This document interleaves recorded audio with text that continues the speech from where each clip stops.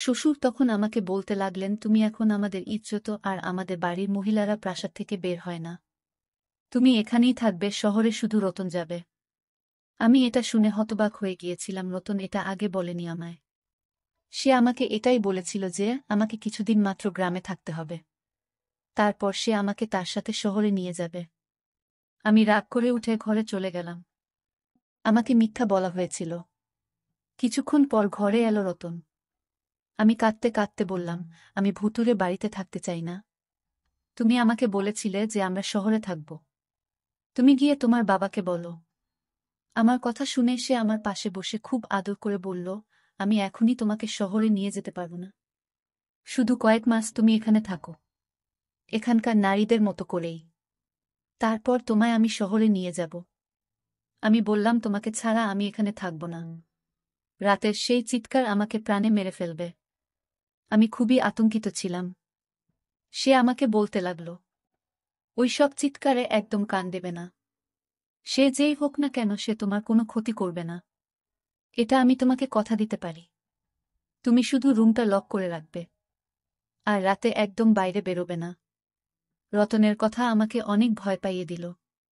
আমি বললাম, রাতেই ঘরে আমি একা ঘুমাতে পারব না। রতন কিছু একটা ভাবতে থাকল। তারপর বলা শুরু করল, ঠিক আছে, বাবাকে জিজ্ঞেস করে কাজের মেয়ে ব্যবস্থা করব, যে তোমার সাথেই ঘরে ঘুমাবে। কিন্তু তুমি শুধুই চেষ্টা করো বাবা তোমার বিরুদ্ধে কোনো অভিযোগ যেন না করে। আমি তার এই কথায় মাথা নাড়ালাম।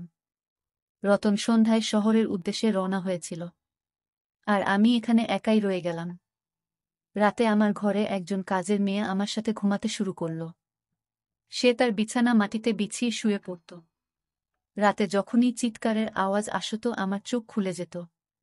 চিৎকারের আওয়াজ যখন আসত আমি বুঝতে পেরেছিলাম যে সে দাসী ওই আওয়াজ শুনতে পায়, কারণ আওয়াজ আসতেই ওই মেয়েটি ঘুম ভেঙে যেত, আর সে এপাশ ওপাশ করতে থাকত। অনেকবার আমি দাসীকে চিৎকারের বিষয়ে জিজ্ঞাসা করেছি।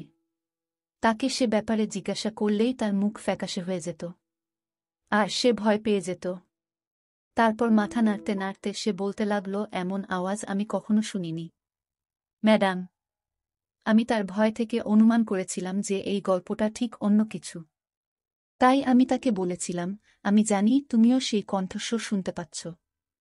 আমার কথা শুনে সে আমার সামনে হাত জোর করে বলতে লাগল, হাভেলিতে কাউকেই কথা বলবেন না, নইলে খুব খারাপ হবে। ওই দাসীর কথা শুনে আমি জানতে চাইলাম, অন্তত তোমার জানা উচিত এই পুরো ব্যাপারটা কি। রাতে ওইসব চিৎকার শুনে সিদ্ধান্ত নিলাম, সত্যিটা ঠিক কি তা এবার আমি খুঁজে বের করব। কারণ কোথাও আমি নিশ্চিত ছিলাম যে এটা ভূতের ব্যাপার নয়। রাতে চিৎকারের আওয়াজ শুনে তাই আমি উঠে দাঁড়ালাম এবং পা টিপে টিপে গিয়ে আস্তে আস্তে আমার ঘরের দরজা খুললাম। আমি উপরের তলা থেকে সেই কণ্ঠস্বর